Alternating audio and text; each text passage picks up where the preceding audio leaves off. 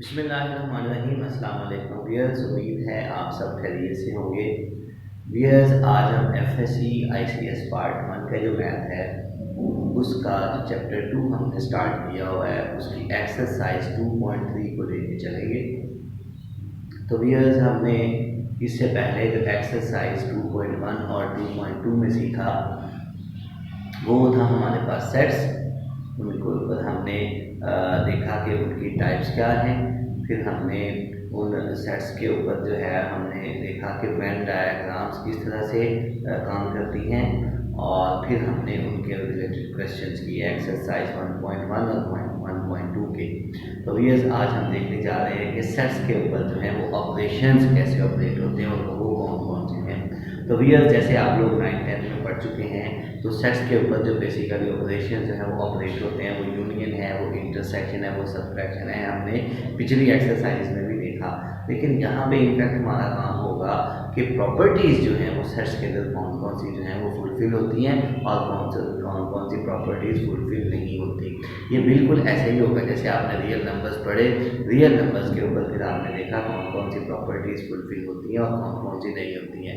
इसी तरह अब हम सेट्स में आए हैं। हमने सबसे पहले सेट के बारे में जाना, फिर हमने इनके ऊपर जो ऑपरेशन है वो देखे। अब उन ऑपरेशंस को मिला के सेट्स के ऊपर हम देखेंगे कि कौन कौन सी प्रॉपर्टीज़ फुलफ़िल होती हैं और कौन कौन सी प्रॉपर्टीज़ फुलफ़िल नहीं होती हैं।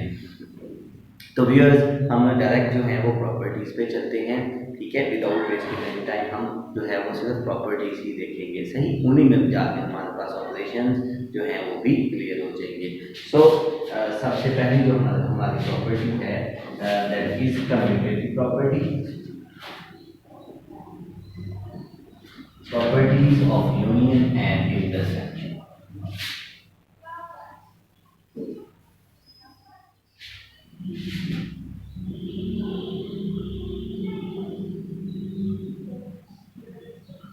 Properties of union and intersection.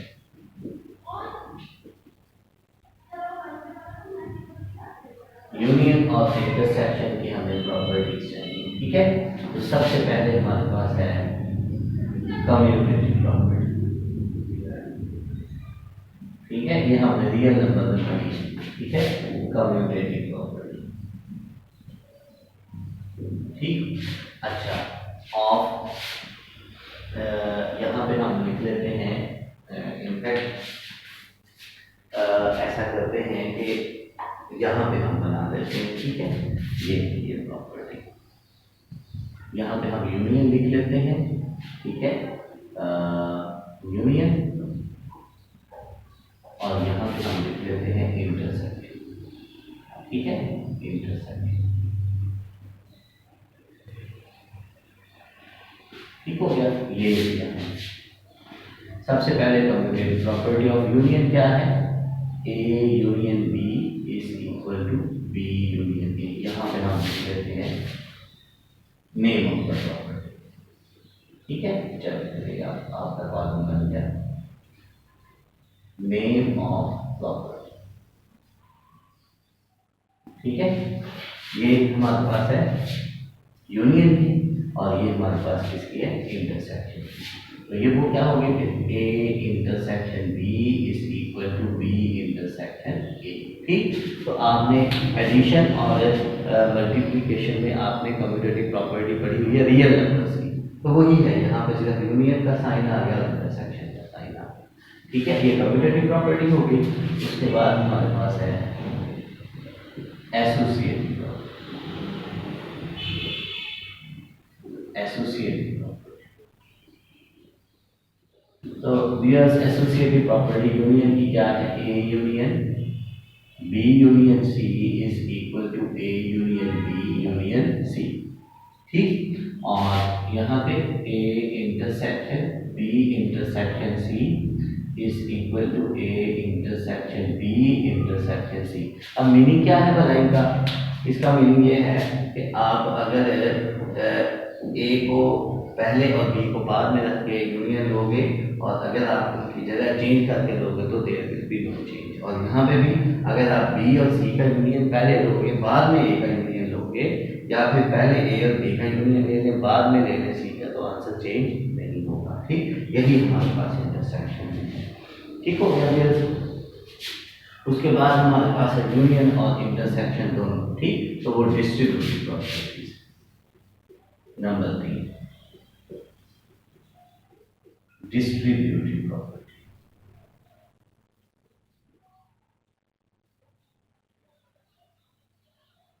अच्छा, अगर हम यूनियन की देखें तो वो होगी हमारे पास A union B intersection C, ठीक है, is equal to A union B intersection A union C. तो इसका असल में नाम होता है distributive property of union over intersection. ठीक है, ओवर जो है वो यहाँ पे मिसिंग है। ठीक, तो इसका एग्जैक्ट पूरा नाम क्या बनेगा?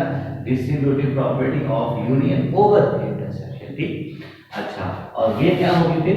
डिस्ट्रीब्यूटिव प्रॉपर्टी ऑफ इंटरसेक्शन, वो होगी फिर A intersection B union C is equal to A intersection B union A intersection C. ठीक है, तो ये इसे क्या पढ़ेंगे? Distributive property of intersection over union. ठीक, तो ये हमारे पास बेसिक जो है वो 3 प्रॉपर्टीज हैं। इनफैक्ट ये मिलकर 6 बन जाती हैं, क्योंकि 3 यूनियन की हैं और 3 इंटरसेक्शन की हैं। तो इन्हीं को हम आगे एक्सरसाइज में जाके, ठीक है, उसके बाद हमारे पास जो मॉर्गन लॉज हैं वो वैसे ही हम जो है वो लिख लेते हैं। वो आगे तो सेट्स की प्रॉपर्टीज नहीं हैं, बट वो हम अलहदा से लिख लेते हैं। तो डी मॉर्गन लॉज, तो आगे इसके बाद हमारे यूटिलाइज होंगे De Morgan laws. De Morgan laws वो क्या है? 2 है हमारे पास। पहला कौन सा है हमारे पास? A intersection B whole complement is A complement union B complement. क्या मतलब है कि अगर आप ए और बी का इंटरसेक्शन लेके कॉम्प्लीमेंट लेंगे तो आंसर सेम आएगा अगर दोनों के कॉम्प्लीमेंट्स लेके यूनियन लेंगे। सही। और दूसरा हमारे पास क्या है? डी मॉर्गन का लॉ कि ए यूनियन बी सारे का अगर कॉम्प्लीमेंट ले लें तो ये A complement intersection B complement, यानी यूनियन और इंटरसेक्शन जो है ये दूसरे को चेंज कर देते हैं। तो ये हमारी एक्सरसाइज 2.2 बहुत आसान है, जो आपने मैट्रिकुलेशन में पढ़ा हुआ, मैक्सिमम उसी से रिलेटेड क्वेश्चन है। तो हम टाइम वेस्ट नहीं करेंगे, हम चलेंगे एक्सरसाइज 2.3 पे। इसकी कुछ एग्जांपल्स हैं वो आप लोग देख सकते हैं, और वेन डायग्राम के बारे में हम ऑलरेडी देख चुके हैं। जो वेन डायग्राम वाला क्वेश्चन होगा हम उसमें वेन डायग्राम जो है वो प्लॉट करेंगे, अदरवाइज जो है वो हमारे पास जो सीधे क्वेश्चन होंगे हम लेके चलेंगे। So viewers, exercise 2.3 question number 1 में कहता है verify the commutative properties of union and intersection of the following. कौन सी कम्यूटेटिव प्रॉपर्टी? तो देखिए, कम्यूटेटिव प्रॉपर्टी हमारे पास यूनियन की ये है, इंटरसेक्शन की ये है, और जो सेट्स हमें दिए गए हैं वो हम ले लेते हैं। ठीक है, आसान काम है, सिंपल सा, इसमें ज़्यादा मतलब डिटेल वाली बात है ही कि मतलब जो इसमें आप लोगों को समझना है। और दूसरा प्लस पॉइंट ये है कि आप लोगों ने ऑलरेडी ये 9th-10th में ये चीज़ें सीखी हुई हैं। इनफैक्ट ये 6, 7, 8 ग्रेड में भी यही चीज़ें हैं। तो इस वजह से मैं इन पे ज़्यादा जो है वो इनकी डिटेल में नहीं जा रहा। सही। तो एक्सरसाइज हमारे पास है 2.3 ऑलरेडी लिखा हुआ है। तो क्वेश्चन नंबर 1, क्वेश्चन नंबर 1, हमें सेट्स दिए गए हैं। सेट 3 पार्ट्स हैं इसके, तो मैं इसका पार्ट नंबर करने जा रहा हूँ 3, तीसरा पार्ट मैं इसका कर देता हूँ। ठीक है, क्वेश्चन नंबर 1 का, उसमें जो सेट ए गिवन है that is x is such that x belongs to R and x is greater than or equal to 0। यानी इसका क्या मतलब है? इसका मतलब है कि वो तमाम रियल नंबर्स हैं जो 0 और उससे बड़े हैं। अब देखो, रियल नंबर्स के सेट को हम टेबुलर फॉर्म में नहीं लिख सकते। क्यों? क्योंकि एक रियल नंबर तो हमें पता है 0, उससे अगला रियल नंबर हम नहीं लिख सकते। तो वो नंबर्स जो है वो टेबुलर फॉर्म में नहीं लिखे जा सकते, जिसमें एक नंबर का पता हो, ना हम उससे पिछला बता सकते, ना हम उससे आगे बता सकें। ये इन नंबर्स में आता है, ये नंबर्स में आता है रियल में, रैशनल में, इरेशनल में। इनमें हम जो है नंबर्स का पता चलते हैं, अगले और पिछले हम नहीं बता सकते। किन में बता सकते हैं, मतलब देखिए नेचुरल नंबर में बता सकते हैं। एक नेचुरल नंबर 10 है, उससे अगला 11 है, उससे पिछला आपके पास 9 है, तो वो टेबुलर फॉर्म में लिखे जा सकते हैं। तो एक का बेस्ट वे यही है कि इनको आप सेट बिल्डर में ही रहने दें। सही, तो मैंने बताया था कि सेट को जाहिर करने के 3 तरीके हैं, उनमें से बेस्ट जो है ना वो सेट बिल्डर है। क्यों? कि हर किस्म के सेट को जो है वो एक्सप्रेस कर देता है। अब इसको अगर मैं इस सेट को मैं अगर टेबुलर में लिखना चाहूँ तो टेबुलर जवाब दे देगा, वो कहेगा भी मेरे पास नहीं है इसका जवाब। सही बात। ये ए सेट हमारे पास है, तमाम रियल नंबर जो 0 के इक्वल और उससे बड़े हैं। ठीक, अच्छा, और दूसरा जो हमें सेट बी इसमें गिवन है वो जनाब हमारे पास है, वो सेट हमारे पास है B is equal to R. ठीक है, यानी set of all real number, negative positive, ठीक, सारे के सारे। तो अब पहले यहाँ पे हम लिख लेते हैं कम्यूटेटिव प्रॉपर्टी, सॉरी सॉल्यूशन। पहले हम देखते हैं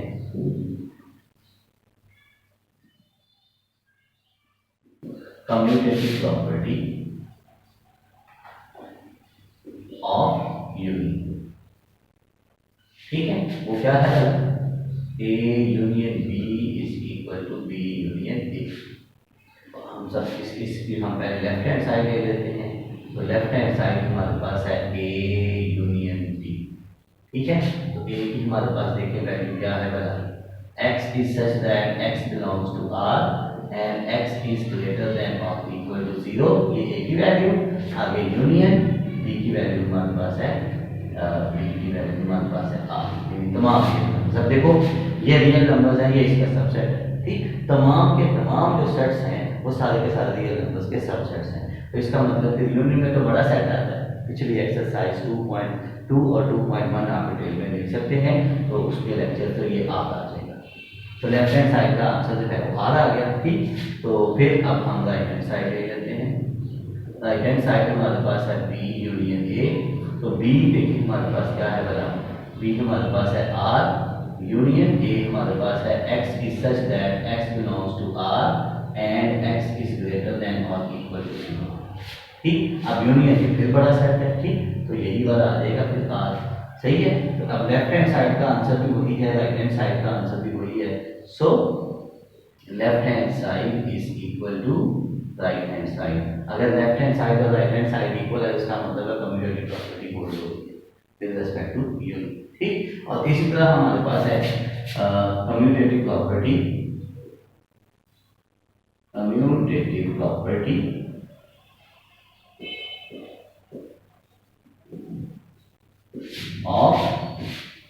ऑफ इंटरसेक्शन। ठीक है, कम्यूटेटिव प्रॉपर्टी ऑफ इंटरसेक्शन। लो वो क्या है बता, A intersection B is equal to B intersection A. तो ऐसे ही आप इसकी लेफ्ट हैंड साइड ले लो। लेफ्ट हैंड साइड क्या है हमारे पास है यहाँ पे ए इंटरसेक्शन बी। ए की वैल्यू देखें हमारे पास x is such that x belongs to r and x is greater than और इक्वल टू 0। इंटरसेक्शन b की वैल्यू हमारे पास जो है वो r है। ठीक, अब देखिए दोनों का इंटरसेक्शन है, तो इंटरसेक्शन में वो आते हैं जो दोनों में ये 0 से बड़े रियल नंबर्स हैं ये सारे, तो फिर ये दोनों में आएंगे ना, दोनों में ये कॉमन है। तो ये फिर हमारे पास आ गया x is such that x belongs to r and x is greater than और इक्वल टू 0। तो इसके मैंने पहले ही बताया हुआ था, अगर दो सेट्स जो है वो एक दूसरे के सबसेट्स हैं, तो पिछली एक्सरसाइज में हमने रिजल्ट भी निकाला था, उनका यूनियन उनमें से बड़ा सेट आएगा और उनका इंटरसेक्शन उनमें से छोटा सेट आएगा अगर सबसेट्स। अच्छा, तो ये लेफ्ट हैंड साइड का आंसर आ गया। अब हम किसी तरह राइट हैंड साइड का आंसर निकाल लेते हैं। वो हमारे पास है बी इंटरसेक्शन ए। तो बी की वैल्यू हमारे पास r है, इंटरसेक्शन ए की value x is such that x belongs to r and x is greater than और इक्वल टू 0। अब इसमें भी कोई सिचुएशन है, ये छोटा सेट है, ये बड़ा, ये इसका सबसेट है, तो फिर यही आ जाएगा क्योंकि इंटरसेक्शन ले रहे हैं। मतलब x is such that x belongs to R and x is greater than और इक्वल टू C। अब लेफ्ट हैंड साइड और राइट हैंड साइड का आंसर सेम है, तो आप क्या लिखोगे? So left hand side is equal to right hand side. ठीक, कम्यूटेटिव प्रॉपर्टी ऑफ इंटरसेक्शन भी होल्ड होगी। तो ये एक्सरसाइज 2.3 का जो पहला क्वेश्चन है वो आपका कंप्लीट हो गया। ठीक, अब हम सेकंड क्वेश्चन पे चलते हैं। वो कहते हैं verify the properties of sets A B and C. अब तीन सेट्स दिए गए हैं, ठीक है, given below. Associative property of union, associative property of intersection, distributive property of union over intersection and distributive property of intersection over, यानी चार properties हमने फुलफिल करवानी है। तो इसका मैं पार्ट कर देता हूँ आपका क्वेश्चन नंबर 2 का पार्ट बी। ठीक, तो इसे हम पहले लिख लेते हैं। इस वीडियो का ये हमारा आखिरी क्वेश्चन होगा। हमें चार प्रॉपर्टीज जो हैं वो वेरीफाई करनी है, तो वो हम ले लेते हैं। कौन कौन सी हैं? सबसे पहले हम सेट्स चूज करते हैं।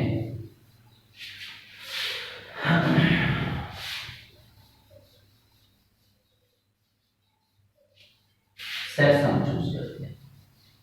Question number 2 ji,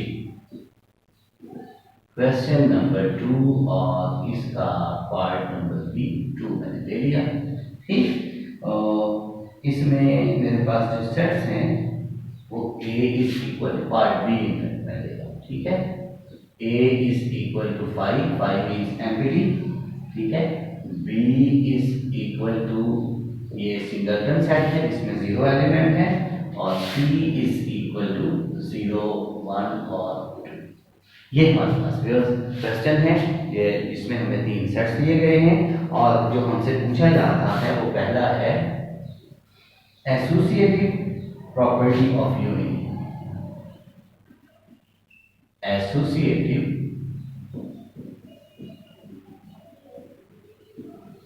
property of union, वो क्या है ना, वो याद होनी चाहिए। सबसे इंपॉर्टेंट चीज ये है कि प्रॉपर्टीज आपको याद होनी चाहिए। A union B union C is equal to A union B union C. ठीक है, तो बाकी काम वही है। Left hand side that must be equal to A union B union C. तो ए की वैल्यू देखिएगा 5 यूनियन बी की वैल्यू, ये ब्रैकेट वैसे ही लिखे रहने देते हैं। बी की वैल्यू हमारे पास है 0, यूनियन सी की वैल्यू है 0, 1। ठीक है, तो ये हो गया 5 यूनियन, इन दोनों का यूनियन देखे बड़ा सेट, ये इसका सबसेट है, तो फिर ये 0, 1, 2 आ जाएगा, और इन दोनों का यूनियन भी आ जाएगा 0, 1 और 2। ठीक है, तो व्यूअर्स यहाँ पे हम जो है वो राइट हैंड साइड देख लेते हैं। Right hand side, what is that?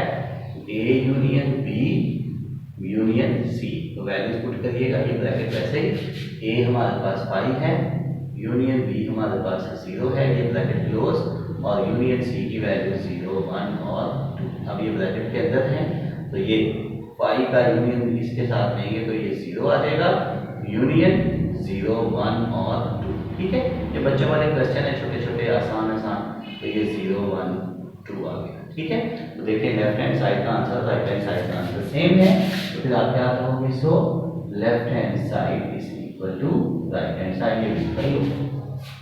सही, इसी तरह आप जो सेकंड है यानी एसोसिएटिव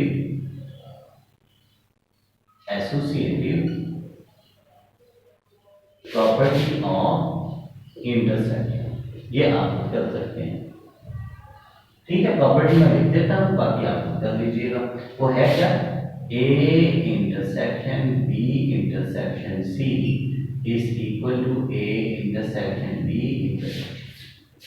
सही, तो इसका प्रूफ आप खुद से कर लें, नथिंग इज डिफिकल्ट। सही, अच्छा, अब हम चलते हैं अपनी दूसरी प्रॉपर्टी, वो है हमारे पास डिस्ट्रीब्यूटिव प्रॉपर्टी ऑफ जी, distributive property of union over intersection. Distributive property of union, ठीक है, ओवर इंटरसेक्शन, ठीक है, distributive property of union over intersection वो है क्या? A union B intersection C is A union B intersection A union C property. सही काम होगी, इसकी हम लेफ्ट हैंड साइड ले लेते हैं, वो हमारे पास है A union B intersection C.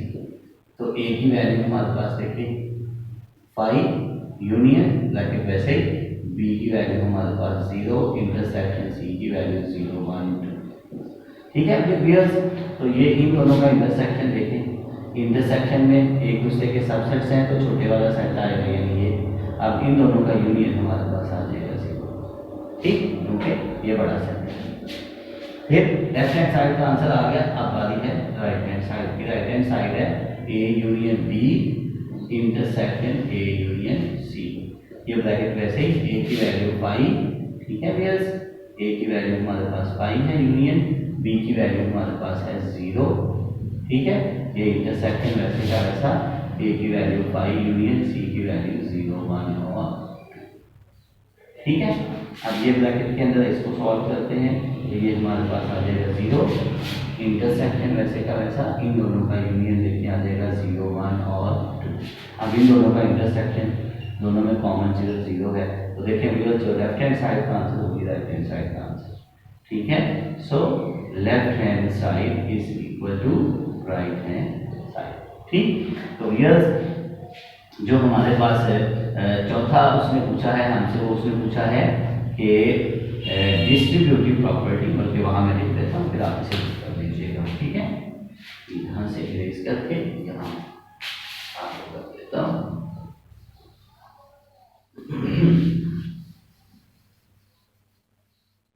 Property number 4 जो उसने हमसे पूछी है, दैट इज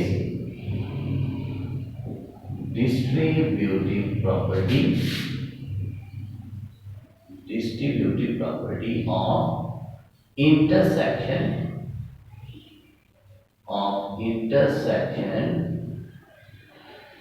over union। वो क्या है बता, A intersection B union C is equal to A intersection B union A intersection C, ठीक। तो इसे भी आप खुद कर सकते हैं, लेफ्ट हैंड साइड में उसका आंसर निकालें और राइट हैंड साइड में उसका भी आंसर, ठीक। तो हो आप इसे मतलब खुद से इसे सॉल्व करके, ठीक है। तो व्यूअर्स ये जो मेरा लेक्चर है बहुत आसान है, ठीक। ये मैक्सिमम स्टूडेंट्स तक आप पहुँचाइएगा। मेरे चैनल को सब्सक्राइब करना बिल्कुल भी नहीं भूलना। खुश रहें, दुआ में याद रखिएगा। अल्लाह हाफिज़।